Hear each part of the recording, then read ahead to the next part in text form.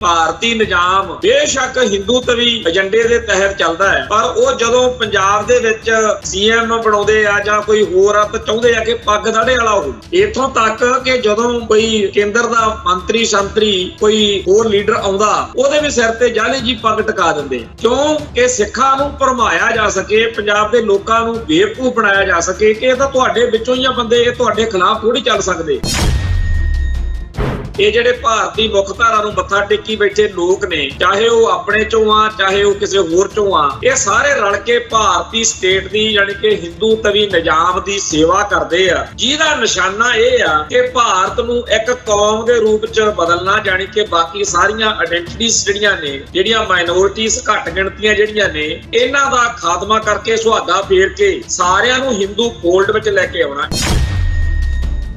ਇਸ ਮੁਲਕ ਦੇ ਵਿੱਚ ਹਿੰਦੂ ਹਿੰਦੁਸਤਾਨ ਵਾਲਾ ਭਗਵਾ ਏਜੰਡਾ ਇਹ ਉਹੀ ਹੈ ਜਿਹੜਾ ਪਿਛਲੀਆਂ 5 ਸਦੀਆਂ ਤੋਂ, ਜਿਹਦੇ ਬਾਰੇ ਸਾਡੇ ਸਿੱਖ ਚਿੰਤਕਾਂ ਨੇ ਇਹ ਨਤੀਜਾ ਕੱਢ ਲਿਆ ਕਿ ਪਿਛਲੀਆਂ 5 ਸਦੀਆਂ ਵਿੱਚ ਸਿੱਖੀ ਅਤੇ ਸਿੱਖਾਂ ਉੱਤੇ ਜਦੋਂ ਵੀ ਕੋਈ ਹਮਲਾ ਹੋਇਆ ਉਹਦੇ ਪਿੱਛੇ ਸਿੱਧਾ ਜਾਂ ਅਸਿੱਧਾ ਇਸ ਬ੍ਰਿਗੇਡ ਦਾ, ਹਿੰਦੂ ਤਵੀ ਬ੍ਰਿਗੇਡ ਦਾ ਹੱਥ ਜ਼ਰੂਰ ਸੀ। ਪਰ ਸਾਡੇ ਪ੍ਰਚਾਰਕਾਂ ਦੇ ਵਿੱਚ ਸਾਡੇ ਸੰਤ ਬਾਬੇ, ਸਾਡੇ ਬ੍ਰਹਮ ਗਿਆਨੀ, ਸਾਡੇ ਮਹਾਪੁਰਸ਼, ਉਹਨਾਂ ਦਾ ਤਾਂ ਕੁਝ ਜ਼ਿਆਦਾ ਹੀ ਜ਼ੋਰ ਲੱਗਿਆ ਹੋਇਆ ਵੀ ਸਿੱਖੀ ਦੀ ਵੱਖਰੇਪਣ ਦੀ ਸਾਰੀ ਗੱਲ ਖਤਮ ਕਰਕੇ ਸਿੱਖਾਂ ਦਾ ਹਿੰਦੂਕਰਨ ਕਰਨ,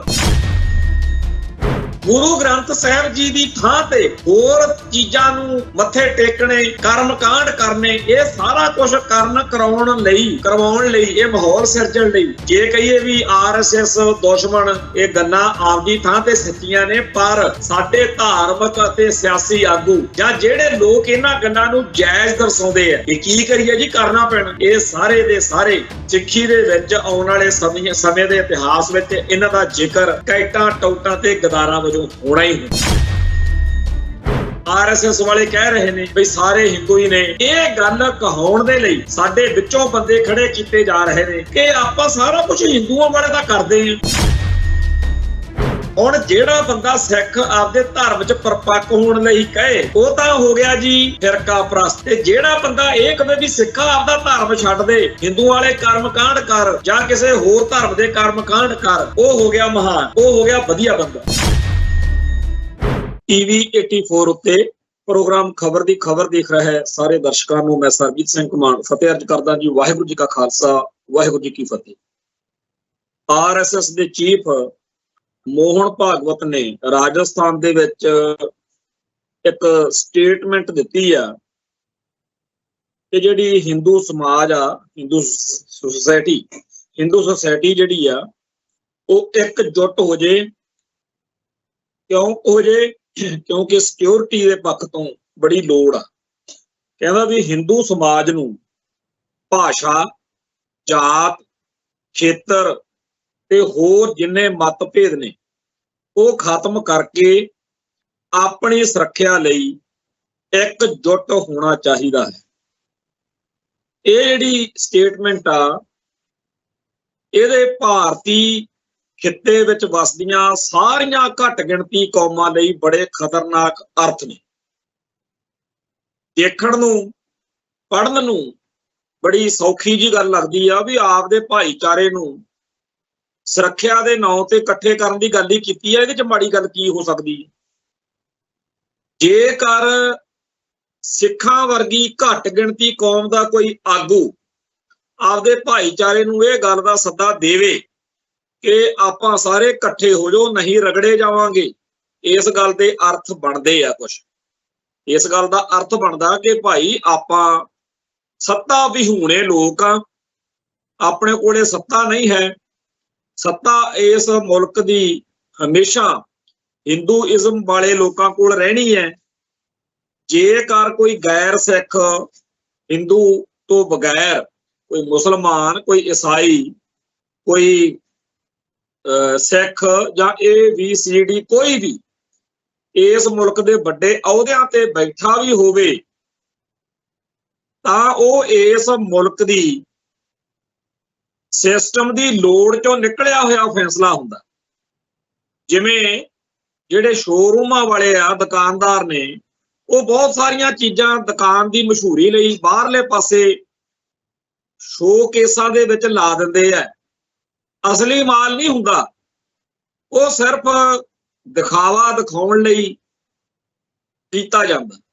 ਜਿਵੇਂ ਸਾਡੀ ਕੌਮ ਦੇ ਕੁਝ ਬੰਦੇ, ਮੁਸਲਮਾਨਾਂ ਦੇ ਕੁਝ ਬੰਦੇ, ਈਸਾਈਆਂ ਦੇ ਕੁਝ ਬੰਦੇ, ਹੋਰਨਾਂ ਘੱਟ ਗਿਣਤੀਆਂ ਦੇ ਕੁਝ ਬੰਦੇ ਭਾਰਤੀ ਸਟੇਟ ਨੂੰ ਇਸ ਕਰਕੇ ਚਾਹੀਦੇ ਆ ਤਾਂ ਕਿ ਦੁਨੀਆ ਭਰ ਦੇ ਵਿੱਚ ਇਹ ਦਿਖਾਵਾ ਕੀਤਾ ਜਾ ਸਕੇ ਕਿ ਇਹ ਮੁਲਕ ਹਿੰਦੂਆਂ ਦਾ ਕੱਲਿਆਂ ਦਾ ਨਹੀਂ, ਇੱਥੇ ਸੱਤਾ ਕੱਲੀ ਹਿੰਦੂਆਂ ਕੋਲ ਨਹੀਂ ਰਹਿੰਦੀ, ਇੱਥੇ ਬਾਕੀਆਂ ਦੀ ਵੀ ਬੜੀ ਸੱਦ ਪੁੱਛ ਆ।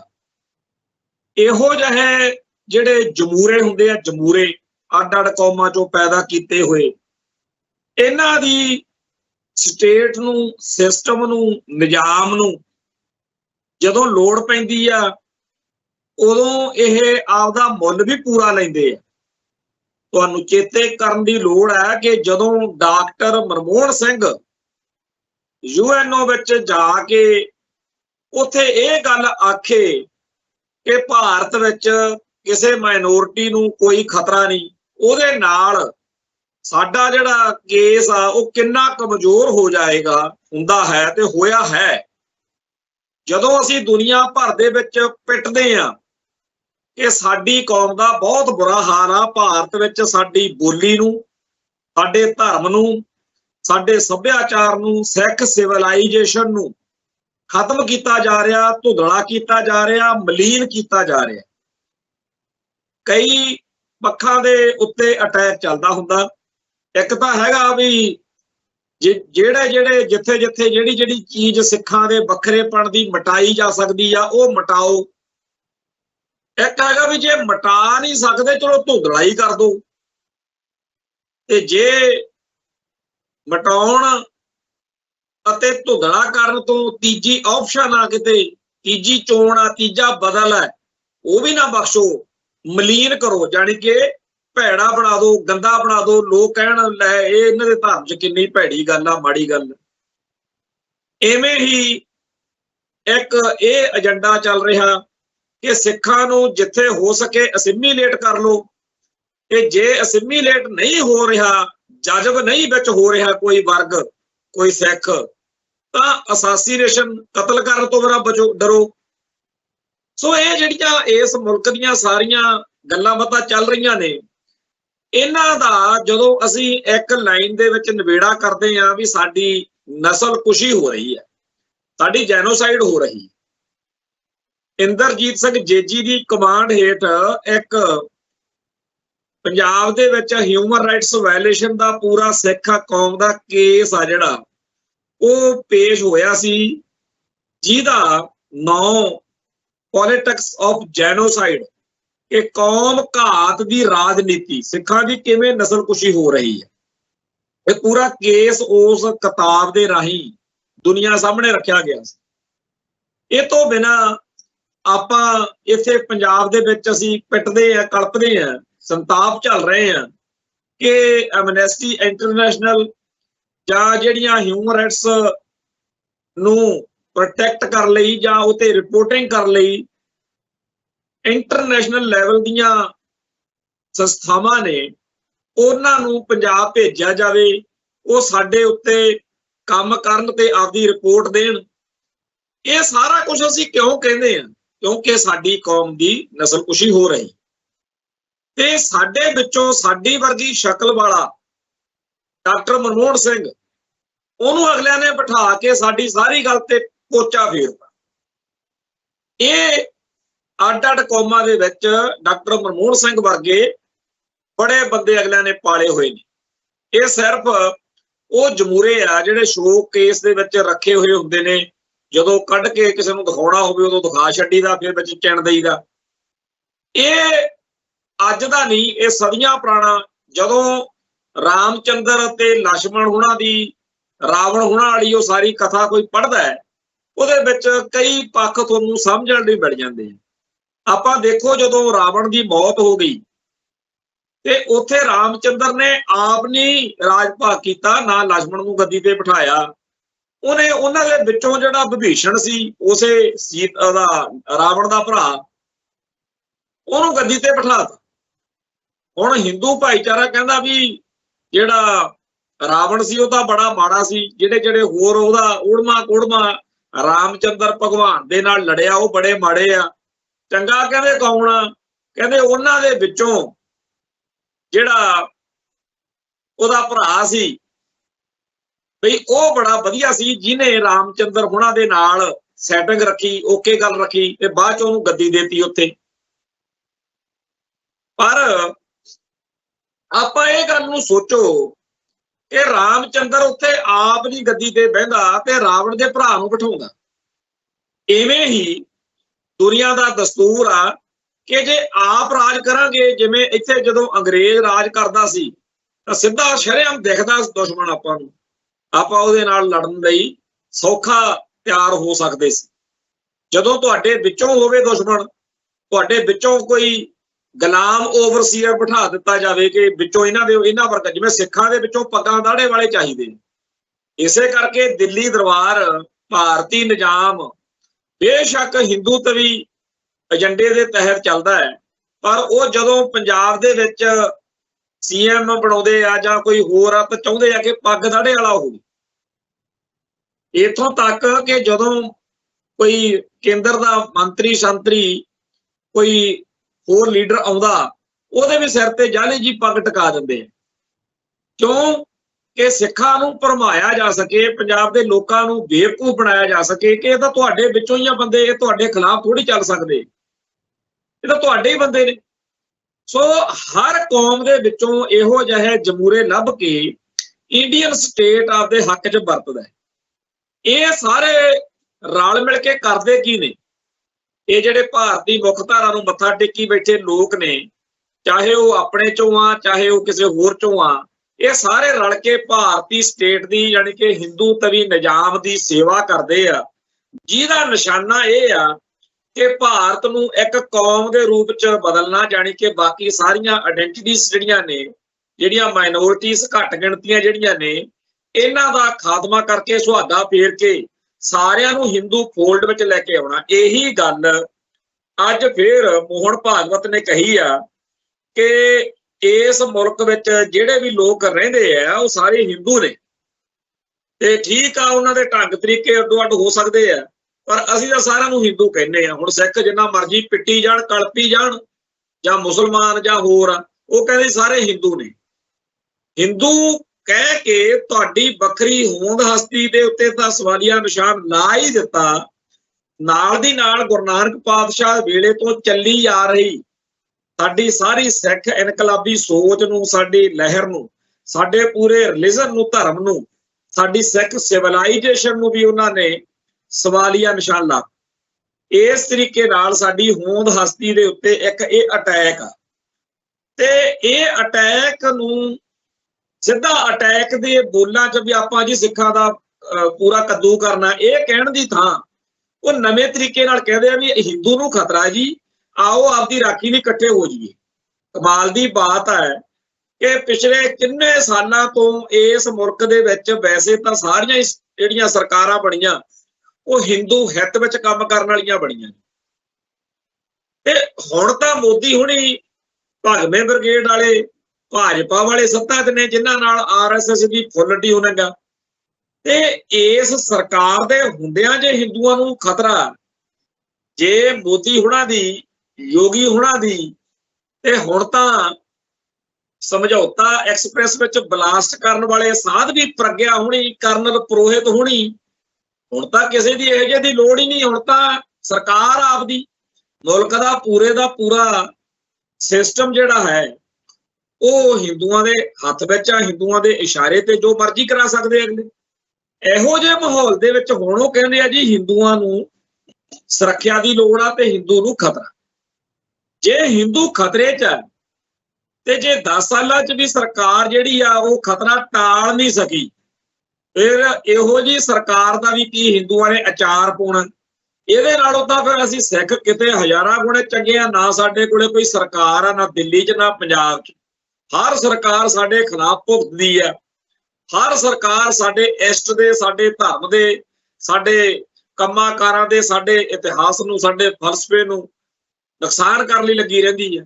ਸਾਡੇ ਬੰਦੇ ਜਿਹੜੇ ਕੌਮ ਦੀ ਗੱਲ ਕਰਦੇ ਆ, ਕੌਮ ਪ੍ਰਸਤ ਬੰਦੇ, ਪੰਥ ਪ੍ਰਸਤ ਬੰਦੇ, ਉਹਨਾਂ ਦਾ ਘਾਣ ਕਰਦੀ ਹੈ, ਕਤਲ ਤੱਕ ਕਰਦੀ ਹੈ।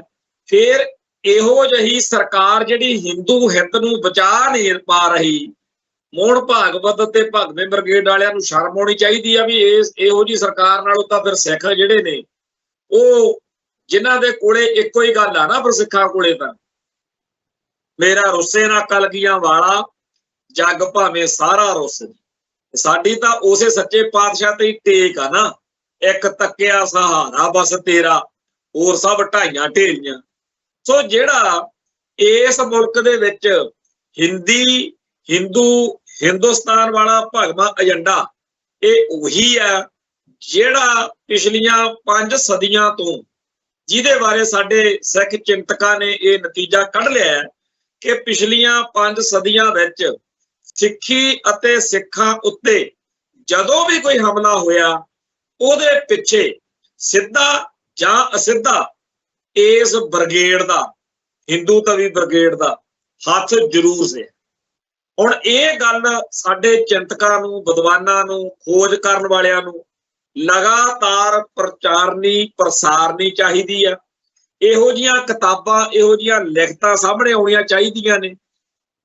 ਪਰ ਸਾਡੇ ਪ੍ਰਚਾਰਕਾਂ ਦੇ ਵਿੱਚ ਸਾਡੇ ਸੰਤ ਬਾਬੇ, ਸਾਡੇ ਬ੍ਰਹਮ ਗਿਆਨੀ, ਸਾਡੇ ਮਹਾਪੁਰਸ਼, ਉਹਨਾਂ ਦਾ ਤਾਂ ਕੁਝ ਜ਼ਿਆਦਾ ਹੀ ਜ਼ੋਰ ਲੱਗਿਆ ਹੋਇਆ ਵੀ ਸਿੱਖੀ ਦੀ ਵੱਖਰੇਪਣ ਦੀ ਸਾਰੀ ਗੱਲ ਖਤਮ ਕਰਕੇ ਸਿੱਖਾਂ ਦਾ ਹਿੰਦੂਕਰਨ ਹੋਣਾ ਚਾਹੀਦਾ।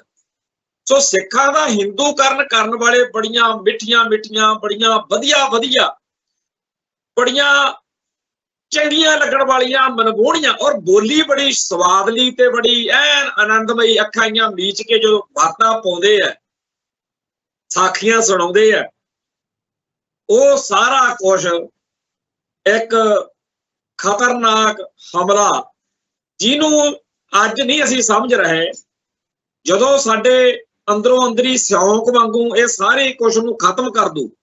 ਕਈ ਆਪਾਂ ਆਲੇ ਦੁਆਲੇ ਘਰਾਂ 'ਚ ਚੀਜ਼ਾਂ ਦੇਖਦੇ ਆ, ਕੋਈ ਅਲਮਾਰੀ ਲੱਕੜ ਦੀ ਜਾਂ ਕੋਈ ਹੋਰ ਚੀਜ਼, ਉਹਨੂੰ ਸਿਉਂਕ ਲੱਗ ਜਾਂਦੀ, ਉਹ ਦਰਖਤ, ਮਾਫ ਕਰਨਾ, ਉਹ ਦਰਵਾਜ਼ਾ ਜਾਂ ਉਹ ਅਲਮਾਰੀ, ਉਹ ਲੱਕੜ ਦੀ ਚੀਜ਼ ਦੇਖਦੀ ਸਾਨੂੰ ਉਵੇਂ ਰਹਿੰਦੀ ਆ ਪਈ, ਵੀ ਬੜੀ ਉਵੇਂ ਪਈ ਆ, ਬਿਲਕੁਲ ਪਈ, ਪਰ ਅੰਦਰੋਂ ਅੰਦਰੀ ਉਹਨੂੰ ਸਿਉਂਕ ਖਤਮ ਕਰ ਦਿੰਦੀ। ਉਵੇਂ ਹੀ ਇਹੋ ਜਿਹਾ ਪ੍ਰਚਾਰ ਜਿਹੜਾ ਸਿੱਖੀ ਦਾ ਹਿੰਦੂਕਰਨ ਕਰਵਾਵੇ, ਸਿੱਖਾਂ ਦੇ ਕੋਲੋਂ ਉਹਨਾਂ ਦਾ ਧਰਮ, ਮੈਂ ਹੈਰਾਨ ਹੈ ਕਿ ਅੱਜ ਤੋਂ 100 ਸਾਲ ਪਹਿਲਾਂ ਸਾਡੇ ਕੋਲੇ ਕਿਹੋ ਜਿਹੇ ਵਿਦਵਾਨ ਸੀ। ਭਾਈ ਕਾਹਨ ਸਿੰਘ ਨਾਭਾ ਗਰਜ ਕੇ ਲਿਖਤਾਂ ਲਿਖ ਰਹੇ ਸੀ, ਹਮ ਹਿੰਦੂ ਨਹੀਂ। ਪ੍ਰਿੰਸੀਪਲ ਲਾਭ ਸਿੰਘ ਦੀ ਕਿਤਾਬ ਆ, ਉਸੇ ਲੜੀ ਵਿੱਚ, ਸਿੱਖ ਹਿੰਦੂ ਨਹੀਂ। ਕਮਾਲ ਦੀਆਂ ਕਿਤਾਬਾਂ ਨੇ। ਇਵੇਂ ਹੀ ਉਹਨਾਂ ਸਮਿਆਂ ਦੇ ਵਿੱਚ ਜਿੰਨਿਆਂ ਨੇ ਵੀ ਕਲਮ ਚੱਕੀ, ਚਾਹੇ ਉਹ ਸਰਦਾਰ ਕਰਮ ਸਿੰਘ ਹਿਸਟੋਰੀਅਨ ਹੈ, ਚਾਹੇ ਸਰਦਾਰ ਸੋਹਣ ਸਿੰਘ ਸ਼ੀਤਲ ਜੀ ਨੇ, ਚਾਹੇ ਗਿਆਨੀ ਗਿਆਨ ਸਿੰਘ ਹੈ, ਤੇ ਚਾਹੇ ਕੋਈ ਹੋਰ, ਇਹਨਾਂ ਸਾਰਿਆਂ ਦੀ ਕਲਮ ਤੋਂ ਜੋ ਸਾਹਿਤ ਸਿਰਜਿਆ ਗਿਆ, ਉਸ ਨੇ ਸਿੱਖਾਂ ਨੂੰ ਸਿੱਖੀ ਵਿੱਚ ਪਰਪੱਕ ਕੀਤਾ। ਸਿੱਖਾਂ ਦਾ ਭਰੋਸਾ ਮਜ਼ਬੂਤ ਹੁੰਦਾ ਸੀ ਉਹਨਾਂ ਨੂੰ ਪੜ੍ਹ ਕੇ। ਸਿੱਖਾਂ ਦੇ ਅੰਦਰ ਆਪਣੇ ਧਰਮ ਲਈ, ਪੰਥ ਲਈ ਹੋਰ ਜਿਹੜਾ ਜਜ਼ਬਾ, ਉਹ ਬਲਵਾਨ ਹੁੰਦਾ ਸੀ। ਅੱਜ ਦੇ ਜਿਹੜੇ ਸਾਡੇ ਕਲਮਕਾਰ ਨੇ, ਉਹਨਾਂ ਨੂੰ ਪਤਾ ਨਹੀਂ ਕੀ ਹੋ ਗਿਆ। ਅੱਜ ਸਾਧਨ ਜ਼ਿਆਦਾ ਨੇ, ਅੱਜ ਉਨੀ ਔਖ ਨਹੀਂ ਹੈ ਜਿੰਨੀ ਔਖ ਅੱਜ ਤੋਂ 100 ਸਾਲ ਪਹਿਲਾਂ ਸਾਡੇ ਕੌਮ ਦੇ ਵਿਦਵਾਨਾਂ ਨੂੰ, ਚਿੰਤਕਾਂ ਨੂੰ ਝੱਲਣੀ ਪੈਂਦੀ ਸੀ। ਉਹਨਾਂ ਸਮਿਆਂ ਦੇ ਵਿੱਚ ਔਖ ਝੱਲ ਕੇ ਉਹਨਾਂ ਨੇ ਉਹ ਸਾਹਿਤ ਸਿਰਜ ਦਿੱਤਾ ਜਿਹਨੇ ਸਿੱਖਾਂ ਦੇ ਅੰਦਰ ਆਪਦੇ ਧਰਮ ਪ੍ਰਤੀ ਕੁਰਬਾਨੀਆਂ ਜਿਹੜੀ ਗੁਰਦੁਆਰਾ ਸੁਧਾਰ ਲਹਿਰ ਹੈ, ਗੁਰਦੁਆਰਿਆਂ ਦੀ ਆਜ਼ਾਦੀ ਦੀ ਲਹਿਰ ਹੈ, ਜਾਂ ਬਾਅਦ ਵਿੱਚ ਗੋਰਿਆਂ ਨਾਲ, ਅੰਗਰੇਜ਼ਾਂ ਨਾਲ ਜੋ ਸਾਡਾ ਸੰਘਰਸ਼ ਚੱਲਿਆ, ਇਹ ਸਾਰੇ ਸਿੱਖ ਜਿਨ੍ਹਾਂ ਬਾਰੇ ਹਿੰਦੂ ਲੀਡਰ ਗਾਂਧੀ ਵਰਗੇ, ਨਹਿਰੂ ਵਰਗੇ ਵੀ ਪਿੱਟਦੇ ਹੁੰਦੇ ਸੀ ਕਿ ਹੈ ਤਾਂ ਸਾਰਾ ਭਾਰਤੀ ਆਜ਼ਾਦ, ਪਰ ਸਿੱਖ ਕੁਝ ਜ਼ਿਆਦਾ ਹੀ ਤੱਤੇ ਨੇ। ਸਿੱਖ ਕੁਛ ਜ਼ਿਆਦਾ ਹੀ ਜਲਦੀ ਆਜ਼ਾਦੀ ਦੇ ਲਈ ਤੁਰ ਪੈਂਦੇ ਆ ਜਦੋਂ ਕੋਈ ਅੰਦੋਲਨ ਹੁੰਦਾ। ਇਹ ਸਾਰਾ ਕੁਝ ਜਿੱਥੇ ਗੁਰਬਾਣੀ ਨਾਲ ਸਿੱਖਾਂ ਦੇ ਪ੍ਰੀਤ ਕਰਕੇ ਸੀ, ਜਿੱਥੇ ਇਹ ਸੀ ਕਿ ਹਜੇ 1850 ਤੱਕ ਤਾਂ ਅਸੀਂ ਰਾਜ ਭਾਗ ਦੇ ਮਾਲਕ ਰਹੇ ਸੀ, ਉਦੋਂ ਬਾਅਦ ਵੀ ਸਾਡੀਆਂ ਰਿਆਸਤਾਂ ਕਾਇਮ ਦائم ਰਹੀਆਂ ਨੇ। ਸਾਡੇ ਅੰਦਰ ਜਿੱਥੇ ਰਾਜ ਦੀ ਤਾਕਤ, ਰਾਜ ਦੀ ਸੱਤਾ ਦੇ ਜਿਹੜੇ ਹੁੰਦੇ ਆ ਅੰਸ਼ ਉਹ ਪਏ ਸੀ, ਉੱਥੇ ਸਾਨੂੰ ਇਹੋ ਜਿਹਾ ਸਾਹਿਤ ਮਿਲਿਆ ਜਿਹਦੀਆਂ ਸਾਖੀਆਂ, ਜਿਹਦੀਆਂ ਬਾਤਾਂ ਸਾਨੂੰ ਆਪਦੇ ਧਰਮ 'ਚ ਪ੍ਰਪੱਕ ਕਰਦੀਆਂ ਸੀ। ਦੋ ਤਰ੍ਹਾਂ ਦਾ ਉਦੋਂ ਸਾਨੂੰ ਲਿਟਰੇਚਰ ਅੱਜ ਤੋਂ 100 ਸਾਲ ਦੇ ਵਿੱਚ ਮਿਲਿਆ। ਇੱਕ ਤਾਂ ਰਾਜ ਨੂੰ ਸਾਡੇ, ਜਿਵੇਂ ਸਰਦਾਰ ਸੋਹਣ ਸਿੰਘ ਸੀਤਲ ਜੀ ਦਾ, ਗਿਆਨੀ ਜੀ ਦਾ ਲਿਖਿਆ, ਸਿੱਖ ਰਾਜ ਕਿਵੇਂ ਬਣਿਆ ਤੇ ਸਿੱਖ ਰਾਜ ਕਿਵੇਂ ਗਿਆ। ਜਦੋਂ ਅਸੀਂ ਇਹ ਸਾਰਾ ਉਸ ਵੇਲੇ ਦਾ ਲਿਟਰੇਚਰ ਪੜ੍ਹਦੇ ਹਾਂ ਤੇ ਉਹਨਾਂ ਨੇ ਥਾਂ ਥਾਂ ਤੇ ਜਾ ਕੇ ਉਹਨਾਂ ਬਜ਼ੁਰਗ ਬਾਬਿਆਂ ਦੇ ਕੋਲੋਂ ਲਿਖਣ ਲਈ ਮਸਾਲਾ ਇਕੱਠਾ ਕੀਤਾ, ਜਿਨ੍ਹਾਂ ਨੇ ਸਿੱਖ ਰਾਜ ਦੇਖਿਆ ਸੀ। ਬਹੁਤ ਸਾਰੇ ਇਹੋ ਜਿਹੇ ਬੰਦੇ ਜਿਨ੍ਹਾਂ ਦੀਆਂ ਉਮਰਾਂ ਉਸ ਮੌਕੇ 100 ਸਾਲ ਦੇ ਲਾਗੇ ਚਾਗੇ ਸੀ, ਉਹਨਾਂ ਨੂੰ ਸਾਡੇ ਲਿਖਾਰੀ ਭਰਾ ਮਿਲ ਕੇ ਉਹਨਾਂ ਦੇ ਕੋਲੋਂ ਸਾਰਾ ਪੁੱਛ ਕੇ ਕਿ ਮਹਾਰਾਜਾ ਰਣਜੀਤ ਸਿੰਘ ਦੇ ਰਾਜ ਵਿੱਚ ਕਿਵੇਂ ਸੀ, ਜਾਂ ਜੰਗਾਂ ਯੁੱਧਾਂ ਦਾ ਹਾਲ ਹਵਾਲ। ਉਹ ਇਹ ਜਿਹੜਾ ਬਜ਼ੁਰਗਾਂ ਕੋਲੋਂ ਸਿੱਖ ਰਾਜ ਦੇ ਬਾਰੇ ਪੁੱਛ ਕੇ ਲਿਖਣ ਕਰਨ ਦੇ ਨਾਲ ਸਾਡੇ 'ਚ ਆਪਦੇ ਰਾਜ ਪ੍ਰਤੀ, ਆਪਦੇ ਖਾਲਸਾ ਰਾਜ ਪ੍ਰਤੀ ਇੱਕ ਚੇਤਨਾ ਜਿਹੜੀ ਸੀ ਉਹ ਬਲਵਾਨ ਹੁੰਦੀ ਗਈ। ਦੂਜਾ ਇਹ ਕਿ ਉਹਨਾਂ ਸਮਿਆਂ ਦੇ ਵਿੱਚ ਸਿੱਖਾਂ ਦੇ ਉੱਤੇ ਅੱਜ ਵਾਲਾ ਹੀ ਹਮਲਾ ਵੀ ਸਿੱਖਾਂ ਦਾ ਹਿੰਦੂਕਰਨ ਕਰਨਾ ਬੜਾ ਜ਼ੋਰਦਾਰ ਤਰੀਕੇ ਨਾਲ ਹੱਲਾ ਬੋਲਿਆ ਗਿਆ ਸੀ, ਤੇ ਸਾਡੇ ਕਲਮਕਾਰਾਂ ਨੇ ਇਹ ਗੱਲ ਗੱਜ ਵੱਜ ਕੇ ਲਿਖ ਕੇ ਕਹਿ ਦਿੱਤੀ ਕਿ ਸਿੱਖ ਹਿੰਦੂ ਨਹੀਂ, ਹਮ ਹਿੰਦੂ ਨਹੀਂ ਹੈ। ਅੱਜ ਜਦੋਂ ਸਾਰੇ ਸੁੱਖ ਸਹੂਲਤਾਂ ਵਾਲੇ ਪ੍ਰਚਾਰਕ ਨੇ, ਕਮਾਲ ਦੀ ਗੱਲ ਹੈ, ਸਾਰਿਆਂ ਦਾ ਜ਼ੋਰ ਇਸ ਗੱਲ ਤੇ ਲੱਗਿਆ ਹੋਇਆ ਕਿ ਸਿੱਖਾਂ ਦੇ ਕੋਲੋਂ ਸਿੱਖੀ ਛਡਵਾਉਣੀ ਹੈ, ਜਾਂ ਸਿੱਖ ਇਹੋ ਜਿਹਾ ਬਣਾ ਦੇਣਾ ਕਿ ਉਹਦਾ ਸਰੂਪ ਬਰਕਰਾਰ ਰਹੇ ਜੇ ਪਰ ਅੰਦਰੋਂ ਉਹ ਕੇਸਾਧਾਰੀ ਹਿੰਦੂ ਬਣ ਜਾਵੇ। ਅੱਜ ਜਦੋਂ ਅਸੀਂ ਆਲੇ ਦੁਆਲੇ ਨਜ਼ਰ ਮਾਰਦੇ ਹਾਂ ਟੀਵੀ ਚੈਨਲਾਂ ਦੇ ਉੱਤੇ, ਜਾਂ ਕਈ ਗੁਰਦੁਆਰਾ ਸਾਹਿਬਾਨ ਦੇ ਵਿੱਚ, ਜਾਂ ਕਿਤੇ ਹੋਰ, ਬਹੁਤ ਸਾਰੇ ਇਹੋ ਜਿਹੇ ਬੜੇ ਬੀਬੇ, ਬੜੇ ਉਹਨਾਂ ਦੇ ਨਾਵਾਂ ਦੇ ਅੱਗੇ ਪਿੱਛੇ ਬੜਾ ਕੁਝ ਲਿਖਿਆ ਹੁੰਦਾ ਹੈ। ਉਹ ਧਰਮ ਦਾ ਪ੍ਰਚਾਰ ਕਰਨ ਵਾਲੇ ਸਾਡੇ ਪ੍ਰਚਾਰਕ ਕਹਾਉਂਦੇ ਬਹੁਤ ਸਾਰੇ ਇਹੋ ਜਿਹੇ ਆਲੇ ਦੁਆਲੇ ਸ਼ਖਸੀਅਤਾਂ ਨੇ, ਜਿਨ੍ਹਾਂ ਦਾ ਸਾਰਾ ਪ੍ਰਚਾਰ ਨਾ ਤਾਂ ਸਿੱਖਾਂ ਨੂੰ ਸਿੱਖੀ ਨਾਲ ਜੋੜ ਰਿਹਾ, ਨਾ ਸਿੱਖਾਂ ਨੂੰ ਰਾਜ ਦੀ ਭਾਵਨਾ ਨਾਲ ਜੋੜ ਰਿਹਾ। ਮੈਨੂੰ ਚੇਤੇ ਆਉਂਦਾ ਹੈ ਕਿ ਇਹ ਬੜੀਆਂ ਮਿੱਠੀਆਂ ਮਿੱਠੀਆਂ ਗੱਲਾਂ ਕਰਨ ਵਾਲੇ ਨੇ ਸੰਤ ਮਹਾਂਪੁਰਸ਼ ਬਾਬੇ ਜਿਹੜੇ ਅੱਜ ਨੇ, ਤੇ ਇਹ ਅੱਜ ਦੇ ਯੂਥ ਨੂੰ, ਅੱਜ ਦੇ ਨੌਜਵਾਨ ਨੂੰ ਕਿਹੋ ਜਿਹਾ ਬਣਾ ਰਹੇ ਨੇ। ਕਿਉਂ ਅੱਜ ਦੀ ਜਵਾਨੀ ਇਹਨਾਂ ਤੋਂ ਪ੍ਰਭਾਵਿਤ ਨਹੀਂ ਹੁੰਦੀ? ਜੇ ਇਹਦੇ ਉਲਟ ਆਪਾਂ ਸੰਤ ਗਿਆਨੀ ਜਰਨੈਲ ਸਿੰਘ ਜੀ ਖਾਲਸਾ ਭਿੰਡਰਾਂ ਵਾਲਿਆਂ ਦੀ ਗੱਲ ਕਰੀਏ, ਉਹਨਾਂ ਦੀ ਬੋਲ ਬਾਣੀ, ਉਹਨਾਂ ਦਾ ਲਹਿਜਾ ਬੜਾ ਖਰਵਾ ਤੇ ਤਿੱਖਾ ਹੁੰਦਾ ਸੀ। ਚਟਪਟਾ ਕਹਿ ਲਈਏ, ਤਿੱਖਾ ਕਹਿ ਲਈਏ, ਜਾਣੀ ਕਿ ਜਿਹੋ ਜਿਹੀ ਬੋਲੀ ਸ਼ੈਲੀ ਕਿਸੇ ਨੌਜਵਾਨ ਮੁੰਡੇ ਨੂੰ ਜੇ ਕੋਈ ਬੋਲ ਬੈਠੇ ਤਾਂ ਉਹ ਲੜਨ ਪਵੇ। ਜਿਵੇਂ ਸੰਤ ਭਿੰਡਰਾਂ ਵਾਲਿਆਂ ਨੇ ਕਈ ਵਾਰ ਕਹਿਣਾ, ਬਈ ਜਿਹਦੀ ਸ਼ਕਲ ਆਪਦੇ ਪਿਓ ਨਾਲ ਨਾ ਰਲਦੀ ਹੋਵੇ ਉਹਨੂੰ ਕੀ ਕਹੀਦਾ? ਆਪਾਂ ਕੀ ਕਹਿੰਦੇ ਹੁੰਦੇ ਆ ਪਿੰਡਾਂ 'ਚ? ਹਰਾਮਜ਼ਾਦਾ ਕਹੀਦਾ ਉਹਨੂੰ, ਵੀ ਤੇਰੇ ਪਿਓ ਨਾਲ ਸ਼ਕਲ ਨਹੀਂ ਰਲਦੀ। ਤੇ ਆਪਾਂ ਦੇਖ ਲਓ, ਆਪਾਂ ਹੁਣ ਆਪਦੇ ਪਿਓ ਵਾਲੇ ਬਣਨਾ ਕਿ ਨਹੀਂ ਬਣਨਾ? ਹੁਣ ਜੇ ਇਹੀ ਗੱਲ ਕੋਈ ਹੋਰ ਬੰਦਾ ਕਿਸੇ ਮੁੰਡੇ ਖੁੰਡੇ ਨੂੰ, ਕਿਸੇ ਨੌਜਵਾਨ ਨੂੰ ਕਵੇ ਤਾਂ ਅਗਲਾ ਸਿਰ ਪਾੜਨ ਤੱਕ ਜਾਂਦਾ। ਪਰ ਸੰਤ ਭਿੰਡਰਾਂ ਵਾਲਿਆਂ ਦੀ ਕਮਾਈ ਸੀ, ਉਸ ਕਮਾਈ ਦਾ ਅਸਰ ਇਹ ਸੀ ਕਿ ਸੁਣਨ ਵਾਲੇ ਨੌਜਵਾਨ ਨੂੰ ਅੰਦਰੋਂ ਉਹਦੀ ਆਤਮਾ ਝੰਜੋੜਦੀ ਸੀ। ਸੰਤਾਂ ਦੇ ਬੋਲ ਉਹਨੂੰ ਜਿਵੇਂ ਮੱਛੀ ਕੁੰਡੀ 'ਚ ਫਸ ਜਾਂਦੀ ਆ ਨਾ, ਉਵੇਂ ਉਹ ਕੁੰਡੀ 'ਚ ਫਸ ਜਾਂਦਾ ਸੀ ਮਨ, ਤੇ ਉਹ ਬੰਦਾ ਉਦੋਂ ਹੀ ਅਹਿਦ ਕਰ ਲੈਂਦਾ ਸੀ ਕਿ ਜੋ ਪਿੱਛੇ ਕਰ ਲਿਆ, ਮੂੰਹ ਸਿਰ ਮੁੰਨ ਲਿਆ, ਜਾਂ ਹੋਰ ਗਲਤੀ ਕੋਈ ਕਰ ਲਈ, ਪਰ ਅੱਜ ਤੋਂ ਬਾਅਦ ਸਿੱਖੀ ਸਰੂਪ ਵੀ ਧਾਰਨ ਕਰਨਾ ਤੇ ਸਿੱਖੀ ਲਈ ਆਪਣੀ ਜਾਨ ਵੀ ਵਾਰ ਜਾਣੀ। ਸੰਤ ਗਿਆਨੀ ਜਰਨੈਲ ਸਿੰਘ ਜੀ ਖਾਲਸਾ ਭਿੰਡਰਾਂ ਵਾਲਿਆਂ ਦੀਆਂ ਤਕਰੀਰਾਂ ਅੱਜ ਦੇ ਸੋਸ਼ਲ ਮੀਡੀਆ ਦੇ ਦੌਰ ਵਿੱਚ YouTube ਚੈਨਲਾਂ ਤੇ ਵੀ ਪਈਆਂ, ਸੁਣ ਲਿਓ ਕਦੇ।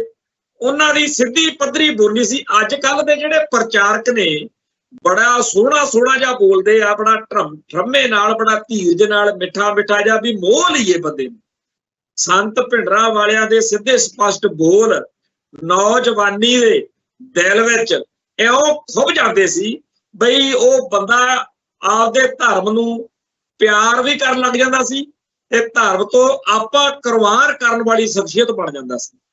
ਇਸ ਸਮੇਂ ਦੇ ਵਿੱਚ ਬੇਸ਼ੁਮਾਰ ਇਹੋ ਜਿਹੇ ਸਿੰਘਾਂ ਨਾਲ ਮੇਲ ਜੋਲ ਬਣਿਆ ਜਿਨ੍ਹਾਂ ਨੇ ਆਪ ਇਸ ਗੱਲ ਨੂੰ ਮੰਨਿਆ ਕਿ ਸੰਤ ਭਿੰਡਰਾਂ ਵਾਲਿਆਂ ਦੇ ਤਿੱਖੇ ਤਲਕ ਰੂਹ ਨੂੰ ਝੰਜੋੜਨ ਵਾਲੇ ਬੋਲਾਂ ਨੇ ਮੈਨੂੰ ਸਾਬਤ ਸੂਰਤ ਹੋਣ ਲਈ ਪ੍ਰੇਰਿਆ, ਮੈਨੂੰ ਆਪਦੇ ਧਰਮ ਦੇ ਵਿੱਚ ਪਰਪੱਕ ਹੋ ਕੇ ਆਪਦੇ ਰਾਜ ਲਈ ਐਕਟਿਵ ਹੋਣ ਲਈ, ਸਰਗਰਮ ਹੋਣ ਲਈ ਪ੍ਰੇਰਿਆ। ਜਦੋਂ ਸੰਤਾਂ ਦੇ ਉਹਨਾਂ ਬੋਲਾਂ ਦੀ ਗੱਲ ਕਰਦੇ ਆ ਤਾਂ ਚੇਤੇ ਆਉਂਦਾ ਹੈ ਕਿ ਭਾਈ ਹਰਜਿੰਦਰ ਸਿੰਘ ਜਿੰਦਾ ਆਪਦੀਆਂ ਜੇਲ੍ਹ ਚਿੱਠੀਆਂ ਕਿਤਾਬ ਦੇ ਪਹਿਲੇ ਹੀ ਜਿਹੜੀ ਆ ਕਿਤਾਬ ਛਪੀ ਆ, ਅਸੀਂ ਅੱਤਵਾਦੀ ਨਹੀਂ, ਸਰਦਾਰ ਬਲਜੀਤ ਸਿੰਘ ਖਾਲਸਾ ਨੇ ਛਾਪੀ ਹੈ। ਖਾਲਸਾ ਕਾਲਜ ਦੇ ਵਿੱਚ ਜਿਵੇਂ ਆਮ ਨੌਜਵਾਨ ਲੜਦੇ ਭਿੜਦੇ ਆ, ਉਵੇਂ ਹੀ ਜਿਵੇਂ ਆਮ ਮੁੰਡਿਆਂ ਨੂੰ ਕਈ ਆਦਤਾਂ ਪੈ ਜਾਂਦੀਆਂ, ਜਦੋਂ ਜਵਾਨੀ ਚੜ੍ਹਦੀ ਆ ਉਦੋਂ ਕਈ ਬੰਦੇ ਚ ਗੜਬੜਾਂ ਆ ਜਾਂਦੀਆਂ, ਉਵੇਂ ਉਹਨਾਂ ਚ ਵੀ ਆਈਆਂ।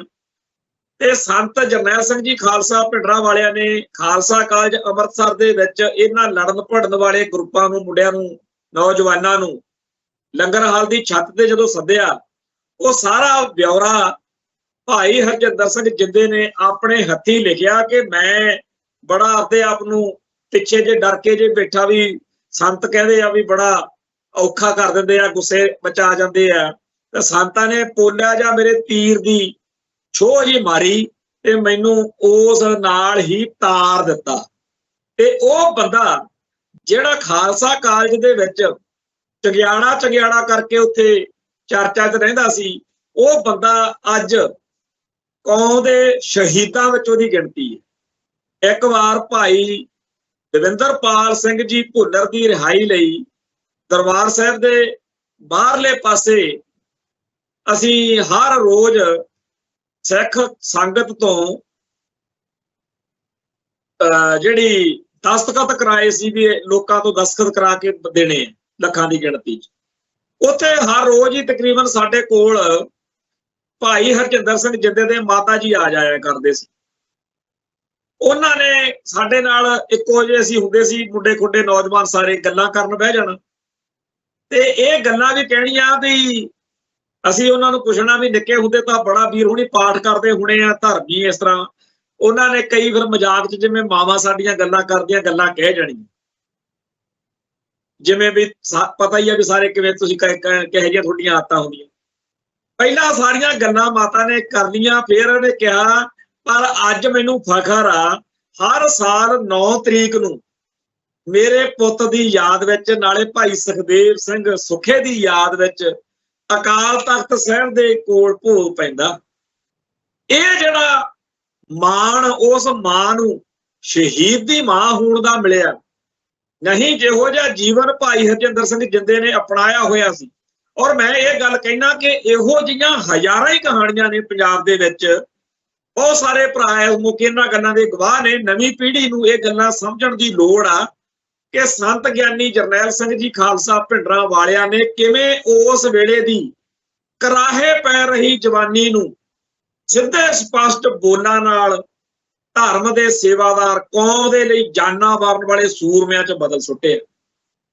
ਤੇ ਉਹ ਭਾਈ ਹਰਜਿੰਦਰ ਸਿੰਘ ਜਿੰਦਾ, ਜਿਹਨੂੰ ਫਾਂਸੀ ਦੇਣ ਵਾਲਾ ਜੱਜ ਵੀ ਰੋਂਦਾ ਸੀ ਵੀ ਕਿੰਨਾ ਗ੍ਰੇਟ ਬੰਦਾ, ਕਿਆ ਬੰਦੇ ਦੀ ਇਹਦੀ ਜ਼ਿੰਦਗੀ ਆ, ਕਿਆ ਇਹਦੇ ਵਿਚਾਰ ਨੇ। ਜਿਹੜੀਆਂ ਉਹਨਾਂ ਦੀਆਂ ਚਿੱਠੀਆਂ ਦੇ ਵਿੱਚੋਂ ਹੈ ਤਾਂ ਸਾਰਾ ਕੁਝ ਹੀ ਬੜਾ ਮਹਾਨ ਲਿਟਰੇਚਰ ਆ, ਬੜਾ ਮਹਾਨ ਸਾਹਿਤ ਹੈ, ਪਰ ਜਿੱਥੇ ਉਹ ਲਿਖਦੇ ਆ ਕਿ ਖਾਲਿਸਤਾਨ ਦੀ ਮੰਗ ਹਿੰਦੁਸਤਾਨ ਦੇ ਸਿੱਖ ਕੌਮ ਉੱਪਰ ਕੀਤੇ ਜ਼ੁਲਮਾਂ ਦੇ ਕਰਕੇ ਪ੍ਰਗਟ ਹੋਈ। ਇਹ ਬੜੀ ਵੱਡੀ ਗੱਲ। ਸਾਡੀ ਕੌਮ ਨੂੰ ਆਪਦੇ ਸ਼ਹੀਦਾਂ ਦੇ ਪੈਦਾ ਕੀਤੇ ਲਿਟਰੇਚਰ ਨੂੰ ਪੜ੍ਹਨ ਦੀ ਲੋੜ। ਜਿੰਨੇ ਸੰਤ ਬਾਬੇ ਮਹਾਪੁਰਸ਼ ਇਸ ਮੌਕੇ ਤੁਰੇ ਫਿਰਦੇ ਆ, ਜਾਂ ਜਿਹੜੇ ਉਹਨਾਂ ਸੰਤ ਮਹਾਂਪੁਰਸ਼ਾਂ ਦੇ ਮਗਰ ਲੱਗੇ ਹੋਏ ਨੇ ਜਿਹੜੇ ਬੜੇ ਮਿੱਠੇ ਮਿੱਠੇ ਵਧੀਆ ਵਧੀਆ ਬੋਲਾਂ ਦੇ ਨਾਲ ਸਿੱਖੀ ਦਾ ਹਿੰਦੂਕਰਨ ਕਰਨ ਤੇ ਤੁਲੇ ਹੋਏ ਨੇ, ਇਹ ਚੇਤੇ ਰੱਖੋ ਸਦੀਆਂ ਬਾਅਦ ਵੀ ਜਦੋਂ ਇਤਿਹਾਸ ਵਿੱਚ ਜ਼ਿਕਰ ਆਉਣਾ ਉੱਥੇ ਫਿਰ ਸਤਿਕਾਰ ਦੇ ਪਾਤਰ ਨਹੀਂ ਹੋ ਸਕਣਾ। ਕੈਟ ਟਾਊਟ ਗਦਾਰ ਕੀ ਹੁੰਦਾ? ਜਿਹੜਾ ਤੁਹਾਡੇ ਨਾਲ ਹੋ ਕੇ ਵੀ ਤੁਹਾਡੇ ਨਾਲ ਨਾ ਹੋ। ਜਿਹੜੇ ਲੋਕ ਇਹ ਦਾਅਵਾ ਕਰਨ ਕਿ ਮੈਨੂੰ ਸਾਰਾ ਗੁਰੂ ਗ੍ਰੰਥ ਸਾਹਿਬ ਜ਼ਬਾਨੀ ਕੰਠ ਹੈ, ਮੈਨੂੰ ਸਾਰਾ ਸਿੱਖ ਇਤਿਹਾਸ ਜਿੱਥੋਂ ਮਰਜ਼ੀ ਪੁੱਛ ਲਓ ਮੈਂ ਸਭ ਜਾਣਦਾ, ਪਰ ਜੇਕਰ ਉਹਨਾਂ ਦਾ ਪ੍ਰਚਾਰ ਸਿੱਖਾਂ ਦੇ ਕੋਲੋਂ ਸਿੱਖੀ ਖੋਹ ਕੇ ਉਹਨਾਂ ਦੇ ਅੰਦਰ ਬ੍ਰਾਹਮਣਵਾਦ ਦੇ ਦੀਵੇ ਜਗਾ ਰਿਹਾ, ਸਿੱਖੀ ਦੇ ਦੀਵੇ ਬੁਝਾ ਰਿਹਾ, ਸਿੱਖਾਂ ਨੂੰ ਕੇਸਾਧਾਰੀ ਹਿੰਦੂ ਬਣਾ ਰਿਹਾ, ਤਾਂ ਫੇਰ ਸਦੀਆਂ ਬਾਅਦ ਵੀ ਇਹ ਆਊਗਾ ਵੀ ਇਹ ਬੰਦੇ ਉਸ ਮੌਕੇ ਪੰਥ ਨਾਲ ਨਹੀਂ ਨਿਭੇ, ਕੌਮ ਨਾਲ ਨਹੀਂ ਨਿਭੇ। ਅੱਜ ਬੜੇ ਬੰਦੇ ਆ ਜਿਹੜੇ ਚੜਾਉਂਦੇ ਆ ਤੇ ਜਾਇਜ਼ ਦੱਸਦੇ ਆ ਕਿ ਅਸੀਂ ਜੀ ਕੀ ਕਰੀਏ, ਅਸੀਂ ਤਾਂ ਵੋਟਾਂ ਵੀ ਲੈਣੀਆਂ, ਸਾਨੂੰ ਤਾਂ ਸ਼ਿਵਲਿੰਗ ਨੂੰ ਮੱਥਾ ਟੇਕਣਾ ਪਊ, ਸਾਨੂੰ ਤਾਂ ਜਗਰਾਤੇ 'ਚ ਜਾਣਾ ਪਊ, ਸਾਨੂੰ ਤਾਂ ਹਵਨ ਕਰਾਉਣ ਲਈ, ਤਿਲਕ ਲਵਾਉਣ ਲਈ ਜਾਂ ਹੋਰ ਕਰਮ ਕਾਂਡ ਕਰਨ ਲਈ ਜਾਣਾ ਪਊਗਾ, ਸਾਡੀ ਮਜਬੂਰੀ ਹੈ। ਤੇ ਇਹ ਬੰਦੇ ਸਿੱਖ ਰਹਿਤ ਮਰਿਆਦਾ ਨੂੰ ਚੈਲੰਜ ਕਰ ਰਹੇ ਨੇ। ਇਹ ਬੰਦੇ ਆਮ ਲੋਕਾਂ ਲਈ, ਜਿਹੜਾ ਲੀਡਰ ਹੁੰਦਾ ਉਹਨੂੰ ਦੇਖ ਕੇ ਆਮ ਦੁਨੀਆ ਵੀ ਭਰਮ ਚ ਪੈਂਦੀ। ਆ ਜਿਹੜੇ RSS ਵਾਲੇ ਚਾਹੁੰਦੇ ਆ, ਜਿਹੜੇ ਅੱਜ ਆ ਗੱਲ ਕਹੀ ਆ, ਕੋਈ ਇਸੇ ਗੱਲ ਚੋਂ ਹੀ ਕਹਿੰਦੇ ਆ ਵੀ ਅਸੀਂ ਸਿੱਖਾਂ ਦਾ ਹਿੰਦੂਕਰਨ ਕਰ ਰਹੇ। ਤੋ ਜਿਹੜੇ ਲੋਕ ਧਾਰਮਿਕ ਅਤੇ ਸਿਆਸੀ ਜਾਂ ਕਿਸੇ ਵੀ ਹੋਰ ਪੱਧਰ ਦੇ ਆਗੂ ਹੁੰਦੇ ਆ, ਉਹਨਾਂ ਨੂੰ ਦੇਖ ਕੇ ਆਮ ਲੋਕ ਵੀ ਭਰਮ ਚ ਪੈ ਜਾਂਦੇ ਆ ਵੀ ਸ਼ਾਇਦ ਇਹ ਗੱਲ। ਹੁਣ ਤਾਂ ਕਈ ਵਾਰ ਇਉਂ ਲੱਗਦਾ ਜਦੋਂ ਸਾਡੇ ਸਿੱਖ ਧਰਮ ਦੇ ਵਿੱਚ ਬੁੱਤ ਪ੍ਰਸਤੀ, ਗੁਰੂ ਸਾਹਿਬਾਨ ਦੇ ਬੁੱਤਾਂ ਦੀ ਫੋਟੋਆਂ ਦੀ ਪੂਜਾ ਹੁੰਦੀ ਹੈ, ਤਸਵੀਰ ਪੂਜਾ ਵੀ ਹੁੰਦੀ ਹੈ, ਜਾਂ ਹੋਰ ਕਰਮ ਕਾਂਡ, ਇਸ ਤਰੀਕੇ ਨਾਲ ਕਦੇ ਕਦੇ ਬੋਲਬਾਲਾ ਹੋਇਆ ਦਿਖਦਾ ਜਿਵੇਂ ਸਿੱਖ ਰਹਿਤ ਮਰਿਆਦਾ ਚ ਸੋਧ ਕਰਤੀ ਹੋਵੇ ਵੀ ਹੁਣ ਜਿਹੜਾ ਕੁਝ ਮਰਜ਼ੀ ਕਰੀ ਚੱਲੋ। ਇੱਕ ਪਾਸੇ ਸਾਡੇ ਧਰਮ ਦੀ ਮਰਿਆਦਾ ਚ ਦਰਜ ਵਾ ਕਿ ਹਿੰਦੂ ਦੇਵੀ ਦੇਵਤਿਆਂ, ਅਵਤਾਰਾਂ ਜਾਂ ਪੈਗੰਬਰਾਂ ਜਾਂ ਹੋਰਾਂ ਦਾ ਉਪਾਸਨਾ ਨਹੀਂ ਕਰਨੀ, ਉਪਾਸਨਾ ਕੇਵਲ ਗੁਰੂ ਗ੍ਰੰਥ ਸਾਹਿਬ ਜੀ ਦੀ ਕਰਨੀ ਹੈ। ਪੂਜਾ ਅਕਾਲ ਕੀ, ਪਰਚਾ ਸ਼ਬਦ ਕਾ ਤੇ ਦਿਦਾਰ ਖਾਲਸੇ ਕਾ। ਕੋਈ ਬਹੁਤਾ ਵੱਡਾ ਅਲਜਬਰਾ ਤਾਂ ਹੈ ਨਹੀਂ ਸਾਡੇ ਧਰਮ ਦਾ। ਗੁਰੂ ਮਾਨਿਓ ਗ੍ਰੰਥ, ਗੁਰੂ ਗ੍ਰੰਥ ਸਾਹਿਬ ਜੀ ਦੀ ਥਾਂ ਤੇ ਹੋਰ ਚੀਜ਼ਾਂ ਨੂੰ ਮੱਥੇ ਟੇਕਣੇ, ਕਰਮ ਕਾਂਡ ਕਰਨੇ, ਇਹ ਸਾਰਾ ਕੁਝ ਕਰਵਾਉਣ ਲਈ, ਇਹ ਮਾਹੌਲ ਸਿਰਜਣ ਲਈ। ਜੇ ਕਹੀਏ ਵੀ RSS ਦੁਸ਼ਮਣ, ਇਹ ਗੱਲਾਂ ਆਪਦੀ ਥਾਂ ਤੇ ਸੱਚੀਆਂ ਨੇ, ਪਰ ਸਾਡੇ ਧਾਰਮਿਕ ਅਤੇ ਸਿਆਸੀ ਆਗੂ ਜਾਂ ਜਿਹੜੇ ਲੋਕ ਇਹਨਾਂ ਗੱਲਾਂ ਨੂੰ ਜਾਇਜ਼ ਦਰਸਾਉਂਦੇ ਆ ਕਿ ਕੀ ਕਰੀਏ ਜੀ, ਕਰਨਾ ਪੈਣਾ, ਇਹ ਸਾਰੇ ਦੇ ਸਾਰੇ ਸਿੱਖੀ ਦੇ ਵਿੱਚ ਆਉਣ ਵਾਲੇ ਸਮੇਂ ਦੇ ਇਤਿਹਾਸ ਵਿੱਚ ਇਹਨਾਂ ਦਾ ਜ਼ਿਕਰ ਕੈਟਾਂ ਟੌਟਾਂ ਤੇ ਗਦਾਰਾਂ ਵਜੋਂ ਹੋਣਾ ਹੀ ਹੋਣਾ। ਹੁਣ ਇਹ ਆਪਾਂ ਦੇਖਣਾ ਕਿ ਜੇਕਰ ਤੁਹਾਡੇ ਹੱਥ 'ਚ ਕਲਮ ਹੈ, ਕਲਮਕਾਰ ਹੋ, ਜਿਵੇਂ ਪ੍ਰਿੰਸੀਪਲ ਲਾਭ ਸਿੰਘ ਦੀ ਕਿਤਾਬ ਆ, ਸਿੱਖ ਹਿੰਦੂ ਨਹੀਂ, ਟਾਈਟਲ ਹੀ ਬੜਾ ਕਮਾਲ ਦਾ, ਜਾਂ ਭਾਈ ਕਾਹਨ ਸਿੰਘ ਨਾਭਾ ਦੀ ਕਿਤਾਬ ਹਮ ਹਿੰਦੂ ਨਹੀਂ, ਫਿਰ ਤੁਹਾਡੀਆਂ ਕਲਮਾਂ ਜਾਂ ਤਾਂ ਇਹ ਲਿਖਦੀਆਂ ਚੰਗੀਆਂ ਲੱਗਦੀਆਂ ਨੇ ਕਿ ਸਿੱਖ ਅਤੇ ਹਿੰਦੂ ਦੇ ਫਰਕ ਕੀ ਨੇ, ਜਾਂ ਰਾਜ ਦੀ ਗੱਲ, ਜਾਂ ਸਿੱਖ ਫਲਸਫੇ ਦੀ ਗੱਲ, ਜਾਂ ਸਰਬੱਤ ਦੇ ਭਲੇ ਦੀ ਗੱਲ, ਸਿੱਖਾਂ ਦਾ ਸਿਦਕ ਪਰਪੱਕ ਕਰਨ ਵਾਲੀ ਗੱਲ ਕੋਈ ਲਿਖੀ। ਪਰ ਜੇ ਸਾਡੀਆਂ ਲਿਖਤਾਂ ਸਿੱਖਾਂ ਦਾ ਸਿਦਕ ਕਮਜ਼ੋਰ ਕਰਨ, ਸਿੱਖਾਂ ਨੂੰ ਕਰਾਹੇ ਪਾਉਣ, ਸਿੱਖਾਂ ਨੂੰ ਤਰਕਸ਼ੀਲ, ਨਾਸਤਕ ਤੇ ਐਂਟੀ ਸਿੱਖ ਬਣਾਉਣ, ਪੰਥ ਦੋਖੀ ਸਿੱਖ, ਇਹੋ ਜਿਹਾ ਸਿੱਖ ਤਿਆਰ ਕੀਤਾ ਜਾ ਰਿਹਾ ਜਿਹੜਾ ਆਪਦੇ ਪੰਥ ਦੇ ਗਲ ਪੈਂਦਾ ਹੋਵੇ, ਕਮਾਲ ਦਾ ਸਿੱਖ ਤਿਆਰ ਹੋਵੇ। ਇਹ ਸਾਰੀਆਂ ਗੱਲਾਂ ਬਾਤਾਂ ਕੋਈ ਬਹੁਤੀਆਂ ਡੂੰਘੀਆਂ ਜਾਂ ਪੜ੍ਹੀਆਂ ਇਉਂ ਨਹੀਂ ਹੈਗੀਆਂ ਵੀ ਸਮਝਣ ਲਈ ਕਿਸੇ ਬੜੇ ਵੱਡੇ ਉਹਦੀ ਲੋੜ ਆ। ਇਸ ਮੌਕੇ ਸਾਡੇ ਆਲੇ ਦੁਆਲੇ ਦੇ ਵਿੱਚ ਕਿਹੋ ਜਿਹੇ ਲਿਖਾਰੀ ਨੇ, ਕਿਹੋ ਜਿਹੇ ਪ੍ਰਚਾਰਕ ਨੇ, ਕਿਹੜਾ ਗ੍ਰੰਥ, ਕਿਹੜਾ ਕੋਈ ਹੋਰ ਕਾਰਜ ਸਾਨੂੰ ਸਾਡੇ ਧਰਮ ਨਾਲੋਂ ਤੋੜਦਾ, ਉਹ ਸਾਨੂੰ ਸਭ ਨੂੰ ਸਮਝ ਲੱਗ ਰਹੀ ਹੁੰਦੀ। ਬਹੁਤ ਵੱਡੇ ਪੱਧਰ ਦੇ ਉੱਤੇ ਸਿੱਖੀ ਦਾ ਹਿੰਦੂਕਰਨ ਕਰਨ ਦੇ ਲਈ ਚਾਲਾਂ ਚੱਲੀਆਂ ਜਾ ਰਹੀਆਂ ਨੇ, ਜਿਹਦੇ ਵਿੱਚ ਆ ਜਿਹੜੇ RSS ਵਾਲੇ ਕਹਿ ਰਹੇ ਨੇ ਵੀ ਸਾਰੇ ਹਿੰਦੂ ਹੀ ਨੇ, ਇਹ ਗੱਲ ਕਹਾਉਣ ਦੇ ਲਈ ਸਾਡੇ ਵਿੱਚੋਂ ਬੰਦੇ ਖੜੇ ਕੀਤੇ ਜਾ ਰਹੇ ਨੇ ਕਿ ਆਪਾਂ ਸਾਰਾ ਕੁਝ ਹਿੰਦੂਆਂ ਵਾਲੇ ਤਾਂ ਕਰਦੇ ਹਾਂ। ਜਿਹੜੇ ਤੁਹਾਨੂੰ ਕਹਿੰਦੇ ਨੇ ਕਿ ਜੀ ਇਹ ਕਿ ਸਿੱਖ ਹਿੰਦੂਆਂ ਤੋਂ ਵੱਖਰੇ ਨੇ, ਇਹ ਤਾਂ ਕਹਿੰਦੇ ਜੀ ਭੜਕਾਹਟ ਪੈਦਾ ਕਰਦੇ ਆ, ਇਹ ਤਾਂ ਹਿੰਦੂ ਸਿੱਖ ਏਕਤਾ ਦੇ ਦੁਸ਼ਮਣ, ਇਹ ਤਾਂ ਭਾਈਚਾਰਕ ਸਾਂਝ, ਇਹ ਤਾਂ ਜੀ ਫਿਰਕਾ ਪ੍ਰਸਤੀ ਵਾਲੇ ਬੰਦੇ ਆ। ਹੁਣ ਜਿਹੜਾ ਬੰਦਾ ਸਿੱਖ ਆਪਦੇ ਧਰਮ 'ਚ ਪਰਪੱਕ ਹੋਣ ਲਈ ਕਹੇ, ਉਹ ਤਾਂ ਹੋ ਗਿਆ ਜੀ ਫਿਰਕਾ ਪ੍ਰਸਤ। ਤੇ ਜਿਹੜਾ ਬੰਦਾ ਇਹ ਕਹੇ ਵੀ ਸਿੱਖਾ ਆਪਦਾ ਧਰਮ ਛੱਡ ਦੇ, ਹਿੰਦੂ ਵਾਲੇ ਕਰਮ ਕਾਂਡ ਕਰ ਜਾਂ ਕਿਸੇ ਹੋਰ ਧਰਮ ਦੇ ਕਰਮ ਕਾਂਡ ਕਰ, ਉਹ ਹੋ ਗਿਆ ਮਹਾਨ, ਉਹ ਹੋ ਗਿਆ ਵਧੀਆ ਬੰਦਾ। ਸੋ ਅਸੀਂ ਬੀਬੇ ਬੰਦੇ ਬਣਨ ਤੋਂ, ਵਧੀਆ ਬੰਦੇ ਬਣਨ ਤੋਂ ਇਨਕਾਰੀ ਆ। ਅਸੀਂ ਹਰ ਇੱਕ ਸਿੱਖ ਨੂੰ ਚਾਹੁੰਦੇ ਆ ਕਿ ਆਪਦੇ ਧਰਮ 'ਚ ਪਰਪੱਕ ਹੋਵੇ। ਸਾਨੂੰ ਇਹੋ ਜਿਹੀ ਭਾਈਚਾਰਕ ਸਾਂਝ ਦੀ ਕੋਈ ਲੋੜ ਨਹੀਂ, ਇਹੋ ਜਿਹੀ ਕਿਸੇ ਵੀ ਸਾਂਝ ਦੀ ਕੋਈ ਲੋੜ ਨਹੀਂ। ਤੁਸੀਂ ਫਿਰਕੂ ਕਹਿੰਦੇ ਹੋ ਨਾ, ਸਾਡੇ ਗਲ 'ਚ ਫੱਟਾ ਲਿਖ ਕੇ ਪਾ ਦਿਓ ਪੱਕਾ ਵੀ ਹਾਂ ਇਹ ਫਿਰਕੂ ਨੇ, ਅਸੀਂ ਮੰਨ ਲਾਂਗੇ ਇਸ ਫਿਰਕੂ। ਪਰ ਅਸੀਂ ਚਾਹੁੰਦੇ ਆ ਕਿ ਹਰ ਸਿੱਖ ਆਪਦੇ ਧਰਮ 'ਚ ਪਰਪੱਕ ਹੋਵੇ।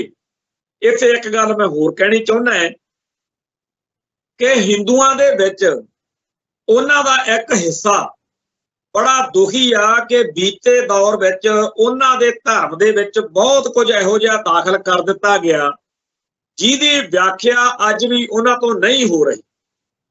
ਉਹ ਗੱਲਾਂ ਕਿਹੜੇ ਦੌਰ ਵਿੱਚ ਕਿਵੇਂ ਦਾਖਲ ਹੋਈਆਂ ਧਰਮ 'ਚ, ਉਹ ਵਾਹਿਗੁਰੂ ਜਾਣੇ। ਪਰ ਉਹਨਾਂ ਨੂੰ ਬੜੀ ਤਕਲੀਫ ਆ ਕਿ ਔਰਤ ਅਤੇ ਮਰਦ ਦੇ ਜਨਨ ਇੰਦਰੀਆਂ ਦੀ ਪੂਜਾ ਕਰਨ ਦੀ ਕੀ ਤੁਕ ਬਣਦੀ ਹੈ, ਜਾਂ ਕਈ ਜਿਹੜੀਆਂ ਇਹੋ ਜਿਹੀਆਂ ਗੱਲਾਂ ਨੇ ਜਿਨ੍ਹਾਂ ਤੇ ਅਚੰਭਾ ਹੀ ਹੁੰਦਾ ਵੀ ਜਦੋਂ ਗਣੇਸ਼ ਦਾ ਦੇਖਦੇ ਆ ਜਾਂ ਕਿਸੇ ਨੂੰ ਕਹਿੰਦੇ ਆ ਵੀ ਚੂਹੇ ਦੀ ਅਸਵਾਰੀ ਕਰਦਾ ਸੀ। ਕਈ ਗੱਲਾਂ ਨੇ ਜਿਹੜੀਆਂ ਅਲੌਕਿਕ, ਪੁਰਾਣਕ, ਦੇਵੀ ਜਾਂ ਅਚੰਭੇ ਵਾਲੀਆਂ ਗੱਲਾਂ ਨੇ। ਹੁਣ ਇਹ ਗੱਲਾਂ ਦੀ ਅੱਜ ਦੇ ਦੌਰ ਵਿੱਚ ਹਿੰਦੂ ਨੂੰ ਔਖ ਲੱਗਦੀ ਹੈ, ਪਰ ਇਹਨਾਂ ਗੱਲਾਂ ਦੇ ਉੱਤੇ ਉਹ ਫੇਰ ਵੀ ਕਹਿ ਦਿੰਦੇ ਆ ਵੀ ਸਾਡੇ ਧਰਮ ਦੀਆਂ ਗੱਲਾਂ ਜੀ, ਇਹੋ ਜਿਹੀਆਂ ਗੱਲਾਂ ਤਾਂ ਮੁਸਲਮਾਨਾਂ 'ਚ ਵੀ ਹੋਣਗੀਆਂ, ਇਹੋ ਜਿਹੀਆਂ ਗੱਲਾਂ ਈਸਾਈਆਂ 'ਚ ਵੀ ਹੋਣਗੀਆਂ, ਅਸੀਂ ਤਾਂ ਇਹਨਾਂ ਗੱਲਾਂ ਨੂੰ ਸੱਚ ਮੰਨਦੇ ਆ, ਤੁਸੀਂ ਨਹੀਂ ਮੰਨਦੇ ਤਾਂ ਕੀ ਕਰੀਏ। ਪਰ ਅੱਜ ਦੇ ਦੌਰ ਵਿੱਚ ਜਦੋਂ ਕੋਈ ਪਲੇਟ ਵਿੱਚ ਗੋਹਾ ਪਾ ਕੇ ਕਾਂ ਦਾ ਖਾਣ ਦੀ ਕੋਸ਼ਿਸ਼ ਕਰੇ, ਉਦੋਂ ਬਹੁਤ ਸਾਰੇ ਹਿੰਦੂਆਂ ਨੂੰ ਵੀ ਤਕਲੀਫ ਹੁੰਦੀ ਆ ਵੀ ਆਹ ਕਿਹੋ ਜਿਹਾ ਕੰਮ ਫੜਦੇ ਇਹਨਾਂ। ਜਦੋਂ ਗਲਾਸ ਭਰ ਕੇ ਮੂਤ ਕਰਦੀ ਗਾਂ ਦੇ ਕੋਲ ਗਲਾਸ 'ਚ ਭਰ ਕੇ ਪੀਂਦੇ ਆ, ਉਦੋਂ ਬਹੁਤ ਸਾਰੇ ਹਿੰਦੂਆਂ ਨੂੰ ਵੀ ਤਕਲੀਫ ਹੁੰਦੀ। ਇਹ ਭੈੜੀਆਂ ਨਾ ਬੋਲਣ ਜੋ ਗੱਲਾਂ ਮੈਂ ਕਿਉਂ ਬੋਲੀਆਂ ਨੇ? ਮੈਂ ਇਸ ਕਰਕੇ ਬੋਲੀਆਂ ਨੇ ਕਿ ਜਿਹੜੀਆਂ ਗੱਲਾਂ ਲਿਖਤਾਂ ਵਿੱਚ ਜਾਂ ਪ੍ਰੈਕਟੀਕਲ ਤੌਰ ਤੇ ਹਿੰਦੂ ਭਾਈਚਾਰੇ 'ਚ ਇਹੋ ਜਿਹੀਆਂ ਆ ਗਈਆਂ ਨੇ, ਜਿਨ੍ਹਾਂ ਤੋਂ ਅੱਜ ਹਿੰਦੂਆਂ ਦਾ ਵੀ ਬਹੁਤ ਵੱਡਾ ਹਿੱਸਾ ਦੁਖੀ ਆ, ਕਸ਼ਟ ਭੋਗਦਾ, ਮਾਨਸਿਕ ਤੌਰ ਤੇ ਬੋਲ ਵੀ ਨਹੀਂ ਸਕਦਾ, ਵਿਰੋਧ ਵੀ ਨਹੀਂ ਕਰ ਸਕਦਾ। ਤੇ ਜਦੋਂ ਦੂਜੀਆਂ ਕੌਮਾਂ ਧਰਮਾਂ ਦੇ ਲੋਕ ਮਜ਼ਾਕ ਉਡਾਉਂਦੇ ਆ, ਔਖ ਵੀ ਬੜੀ ਹੁੰਦੀ ਆ। ਇਹੋ ਜਿਹੀਆਂ ਗੱਲਾਂ, ਇਹੋ ਜਿਹੀਆਂ ਭੈੜੀਆਂ ਗੱਲਾਂ ਕਿਤੇ ਸਾਡੇ ਧਰਮ ਵਿੱਚ ਵੀ ਨਾ ਆ ਜਾਣ। ਇਸ ਮੌਕੇ ਸਾਡੀ ਸਾਰਿਆਂ ਦੀ ਬੜੀ ਭਾਰੀ ਜ਼ਿੰਮੇਵਾਰੀ ਆ, ਕਿਤੇ ਸਾਡੇ 'ਚ ਇਹੋ ਜਿਹੀਆਂ ਲਿਖਤਾਂ ਨਾ ਦਰਜ ਹੋ ਕੇ ਆ ਜਾਣ, ਜਿਨ੍ਹਾਂ ਲਿਖਤਾਂ ਕਰਕੇ ਆਉਣ ਵਾਲੇ ਸਮੇਂ ਦੇ ਵਿੱਚ ਸਾਡੇ ਸਿੱਖ ਬੱਚਿਆਂ ਨੂੰ, ਸਾਡੀਆਂ ਆਉਣ ਵਾਲੀਆਂ ਨਸਲਾਂ ਨੂੰ ਸ਼ਰਮਸਾਰ ਹੋਣਾ ਪਵੇ। ਜਿਵੇਂ ਅੱਜ ਹਿੰਦੂ ਭਾਈਚਾਰੇ ਦੀਆਂ ਬਹੁਤ ਸਾਰੀਆਂ ਲਿਖਤਾਂ ਤੋਂ ਹਿੰਦੂ ਭਾਈਚਾਰੇ ਦੇ ਲੋਕ ਸ਼ਰਮਸਾਰ ਹੁੰਦੇ, ਸਾਡੇ ਵਿੱਚ ਇਹੋ ਜਿਹੀਆਂ ਗੱਲਾਂ ਨਾ ਆ ਜਾਣ ਜਿਵੇਂ ਆ ਗਾਂ ਦੇ ਗੋਹੇ ਤੇ ਗਾਂ ਦੇ ਪਿਸ਼ਾਬ ਦੀ ਗੱਲ ਹੈ, ਕੋਈ ਇਹੋ ਜਿਹੀ ਕਟੱਡੀ, ਕੋਈ ਸੜੀ ਹੋਈ ਗੱਲ। ਬਹੁਤ ਕੁਝ ਚੱਲ ਰਿਹਾ ਇਸ ਮੌਕੇ ਸਾਡੇ ਆਲੇ ਦੁਆਲੇ, ਫਲਾਨੇ ਸੰਤਾਂ ਨੇ ਐਂ ਕਿਹਾ ਜੀ, ਫਲਾਨੇ ਮਹਾਂਪੁਰਸ਼ਾਂ ਨੇ ਐਂ ਕਿਹਾ ਜੀ। ਇਹ ਸਾਰੇ ਸੰਤ ਮਹਾਂਪੁਰਸ਼ ਜਾਂ ਹੋਰ ਇਹਨਾਂ ਤੋਂ ਇਹੋ ਸੋਚੋ ਵੀ ਕੁਝ ਵੀ ਕਰ ਸਕਦੇ। ਪਿਛਲੇ ਦਿਨੀ ਇੱਕ ਰਫੜ ਪਿਆ ਜਗਰਾਉਂ ਦੇ ਕੋਲ, ਇੱਕ ਠਾਠ ਜਿਹਨੂੰ ਨਾਨਕਸਰੀਆਂ ਦੀਆਂ ਠਾਠਾਂ ਕਹਿੰਦੇ ਆ, ਉਹਦਾ ਮਸਲਾ ਬਣਿਆ। ਇੱਕ ਔਰਤ ਦੇ ਵੱਲੋਂ ਮਸਲਾ ਉਠਾਇਆ ਗਿਆ, ਉਹਦੇ 'ਚ ਨਿਹੰਗ ਜਿਹੜਾ ਆਪਣੇ ਅਮਰਤਪਾਲ ਸਿੰਘ ਮਹਿਰੋਂ ਹੋਣਾ ਨੇ, ਸੰਗਤ ਨੇ, ਲੋਕਾਂ ਨੇ ਬਹੁਤ ਉਪਰਾਲਾ ਕੀਤਾ। ਪਰ ਇਹ ਸਾਰੇ ਸਾਧ ਬਾਬੇ ਜਾਂ ਘੱਟੋ ਘੱਟ ਨਾਨਕਸਰ ਵਾਲੇ, ਇਹਨਾਂ 'ਚੋਂ ਕਦੇ ਕਿਸੇ ਨੇ ਜਿਹੜਾ ਇਹਨਾਂ ਦਾ ਫਰਜ਼ ਬਣਦਾ ਕਿਸੇ ਨੇ ਫਰਜ਼ ਨਹੀਂ ਨਿਭਾਇਆ। ਇਹ ਕਿਹੋ ਜਿਹਾ ਧਰਮ ਆ, ਇਹ ਕਿਹੋ ਜਿਹੇ ਧਰਮੀ ਲੋਕ ਨੇ ਜੀ, ਜਿਹੜੇ ਸ਼ਰੇਆਮ ਪਾਪ ਹੁੰਦਾ ਦੇਖ ਕੇ, ਗਲਤ ਹੁੰਦਾ ਦੇਖ ਕੇ, ਕਾਨੂੰਨ ਕੀ ਕਰਦਾ ਵੱਖਰੀ ਗੱਲ ਆ, ਪਰ ਧਰਮ ਦਾ ਇੱਕ ਆਪਣਾ ਔਰਾ ਹੁੰਦਾ। ਧਰਮ ਸਗਾ ਤੇ ਜ਼ਿਆਦਾ ਵੱਡੀ ਗੱਲ ਆ ਸਾਡੇ ਲਈ। ਸੋ ਜਿਹੜਾ ਇਸ ਮੌਕੇ ਡੇਰਾਵਾਦ ਰਾਹੀਂ, ਸਾਧਵਾਦ ਰਾਹੀਂ, ਤੁਹਾਡੇ ਸਾਹਮਣੇ ਆ ਕਿੰਨੇ ਹਿੰਦੂਆਂ ਦੇ ਸਾਧ ਸਮੇਤ ਆਸਾਰਾਮ ਸਮੇਤ ਆਹ ਜਿਹੜਾ ਆਪਣਾ ਇਹਦੇ ਵਾਲਾ ਸਰਸੇ ਵਾਲਾ ਕਿੰਨੇ ਨੇਗੇ। ਇਹੋ ਜਿਹੀ ਕੋਈ ਬਦਨਾਮੀ, ਇਹੋ ਜਿਹੀ ਕੋਈ ਚੀਜ਼ ਸਾਡੇ ਪੱਲੇ ਨਾ ਪੈ ਜੇ, ਕੋਈ ਇਹੋ ਜਿਹੀ ਲਿਖਤ ਨਾ ਕੋਈ ਕਹੇ ਆਹ ਦੇਖੋ ਜੀ ਤੁਹਾਡੇ ਗ੍ਰੰਥ 'ਚ ਲਿਖਿਆ ਹੋਵੇ, ਕੋਈ ਇਹੋ ਜਿਹੀ ਹਰਕਤ, ਕੋਈ ਇਹੋ ਜਿਹੀ ਮਾੜੀ ਗੱਲ ਸਾਡੇ ਇਤਿਹਾਸ ਦਾ ਹਿੱਸਾ ਨਾ ਬਣ ਜਾਵੇ, ਜਿਹਦੇ ਤੋਂ ਆਉਣ ਵਾਲੇ, ਕਿਉਂਕਿ ਇਹ ਸਭ ਤੋਂ ਜਵਾਨ ਧਰਮ ਹੈ। ਦੁਨੀਆ ਭਰ ਦੇ ਲੋਕ, ਵੱਡੇ ਜਿਹੜੇ ਫਿਲਾਸਫਰ ਨੇ, ਚਿੰਤਕ ਨੇ, ਉਹ ਪੂਰਾ ਵਿਸ਼ਲੇਸ਼ਣ ਕਰਕੇ, ਖੋਜਬੀਨ ਕਰਕੇ, ਅਨਾਲਿਸਿਸ ਕਰਕੇ ਕਹਿ ਰਹੇ ਨੇ ਕਿ ਆਉਣ ਵਾਲੀ ਸਦੀ ਦਾ ਧਰਮ ਆ ਇਹ। ਸਿੱਖ ਧਰਮ ਵਰਗਾ ਧਰਮ ਹੀ ਕੋਈ ਨਹੀਂ। ਦੰਡੀ ਸਵਾਮੀ ਵਰਗੇ ਹਿੰਦੂਆਂ ਦੇ ਵਿੱਚੋਂ ਪੈਦਾ ਹੋਏ, ਬ੍ਰਾਹਮਣਾਂ ਦੇ ਘਰਾਂ 'ਚ ਪੈਦਾ ਹੋਏ ਲੋਕ ਕਹਿ ਰਹੇ ਨੇ ਕਿ ਐਵੇਂ ਘੱਟਾ ਛਾਣਦੇ ਰਹੇ ਸਾਰੀ ਉਮਰ, ਅਸਲੀ ਗੱਲ ਤਾਂ ਗੁਰੂ ਘਰ 'ਚ ਪਈ ਸੀ। ਉਹ ਜਿਹੜਾ ਧਰਮ ਇੰਨਾ ਮਹਾਨ ਹੈ, ਜਿਹਦੇ ਵਿੱਚ ਕੋਈ ਗੜਬੜ ਨਹੀਂ, ਕੋਈ ਇਹੋ ਜਿਹੀ ਗੱਲ ਨਹੀਂ ਜਿਹਦੇ ਤੋਂ ਸਾਨੂੰ ਕੋਈ ਪਰੇਸ਼ਾਨੀ ਹੋਵੇ, ਕੋਈ ਇਹਦੇ 'ਚ ਪਾ ਨਾ ਦਿੱਤੀ ਜਾਵੇ। ਕਿਉਂਕਿ ਜਦੋਂ ਹਿੰਦੂ ਧਰਮ 'ਚ ਪਈਆਂ ਹੋਣੀਆਂ ਨੇ, ਉਦੋਂ ਉਹ ਚਿਤੰਨ ਨਹੀਂ ਹੋਏ ਹੋਣੇ। ਅੱਜ ਉਹਨਾਂ ਦੀਆਂ ਆਉਣ ਵਾਲੀਆਂ ਨਸਲਾਂ ਔਖ ਚੱਲ ਰਹੀਆਂ ਨੇ। ਸੋ ਬੜਾ ਜ਼ਰੂਰੀ ਹੈ ਕਿ ਸਾਨੂੰ ਉਹ ਕਿਤਾਬਾਂ, ਉਹ ਪ੍ਰਚਾਰਕ, ਉਹ ਬੰਦੇ ਛਾਂਟਣੇ ਪੈਣਗੇ ਜਿਨ੍ਹਾਂ ਦੀ ਇਹ ਹਿੰਮਤ ਆ, ਇਹ ਜੁਰਤ ਵਾ ਕਿ ਜੀ ਸਿੱਖ ਹਿੰਦੂ ਨੇ, ਜਿਹੜੇ ਇਹ ਕਹਿ ਸਕਣ। ਤੇ ਜਿਹੜੇ ਲੋਕ ਸਿੱਖੀ ਦਾ ਹਿੰਦੂਕਰਨ ਕਰਨ ਵਾਲੀਆਂ ਹਰਕਤਾਂ ਕਰਦੇ ਆ, ਉਹਨਾਂ ਬਾਰੇ ਸਾਨੂੰ ਸੁਚੇਤ ਰਹਿਣ ਦੀ ਲੋੜ ਆ, ਤਾਂ ਕਿ ਸਿੱਖੀ ਦਾ ਖੁਰਾ ਖੋਜ ਮਿਟਾਉਣ ਵਾਲੇ, ਸਿੱਖਾਂ ਨੂੰ ਲਵ ਕੁਸ਼ ਦੀ ਔਲਾਦ ਦੱਸਣ ਵਾਲੇ, ਸਿੱਖੀ ਦੀਆਂ ਵੱਖਰੇਪਣ ਦੀਆਂ ਨਿਸ਼ਾਨੀਆਂ ਮੇਟਣ ਵਾਲੇ ਲੋਕਾਂ ਦੀ ਪਛਾਣ ਹੋ ਸਕੇ, ਤਾਂ ਕਿ ਖਾਲਸਾ ਪੰਥ ਚੜ੍ਹਦੀ ਕਲਾ 'ਚ ਰਹਿ ਸਕੇ, ਤਾਂ ਕਿ ਖਾਲਿਸਤਾਨ ਜਦੋਂ ਸਿਰਜੀਏ ਉਦੋਂ ਇਹ ਨਾ ਹੋਵੇ ਕਿ 50 ਸਾਲ ਸਾਨੂੰ ਪਹਿਲਾਂ ਸਿੱਖਾਂ ਦੇ ਅੰਦਰ ਬੜਿਆ ਹੋਇਆ ਬ੍ਰਾਹਮਣਵਾਦ ਸ਼ੁੱਧ ਕਰਨ ਤੇ ਹੀ ਖਰਚ ਹੋ ਜਾਣ। ਖਾਲਸੇ ਨੂੰ ਬਚਾਈਏ ਤਾਂ ਕਿ ਖਾਲਿਸਤਾਨ ਪਹਿਲੇ ਦਿਨ ਤੋਂ ਹੀ ਸਾਰੀ ਦੁਨੀਆ ਦੇ ਲੋਕਾਂ ਲਈ ਇੱਕ ਇਹੋ ਜਿਹਾ ਚਾਨਣ ਮਨਾਰਾ ਹੋਵੇ ਕਿ ਕਮਾਲ ਦਾ ਸਮਾਜ ਹੈ, ਕਮਾਲ ਦੇ ਲੋਕ ਨੇ। ਜਿਹੜੇ ਲੋਕ ਖਾਲਿਸਤਾਨ ਦਾ ਵਿਰੋਧ ਕਰ ਰਹੇ ਨੇ, ਆਖਰ ਨੂੰ ਉਹ ਵੀ ਪਿੱਟਿਆ ਕਰਨ ਕਿ ਹਾਏ ਸਾਤੋਂ ਕਿੱਡਾ ਵੱਡਾ ਪਾਪ ਹੋ ਗਿਆ। ਇੰਨੀ ਚੰਗੀ, ਸੱਚੀ, ਸੁੱਚੀ, ਪਵਿੱਤਰ, ਰੱਬ ਨੂੰ ਪਿਆਰੀ ਚੀਜ਼ ਆ ਖਾਲਿਸਤਾਨ, ਜਿਹਦਾ ਅਸੀਂ ਵਿਰੋਧ ਕਰਦੇ ਰਹੇ। ਇਹ ਉਹਨਾਂ ਨੂੰ ਸ਼ਰਮ ਆਇਆ ਕਰੇ।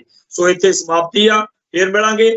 ਨਾਨਕ ਨਾਮ ਚੜ੍ਹਦੀ ਕਲਾ, ਤੇਰੇ ਭਾਣੇ ਸਰਬੱਤ ਦਾ ਭਲਾ। ਵਾਹਿਗੁਰੂ ਜੀ ਕਾ ਖਾਲਸਾ, ਵਾਹਿਗੁਰੂ ਜੀ ਕੀ ਫਤਿਹ।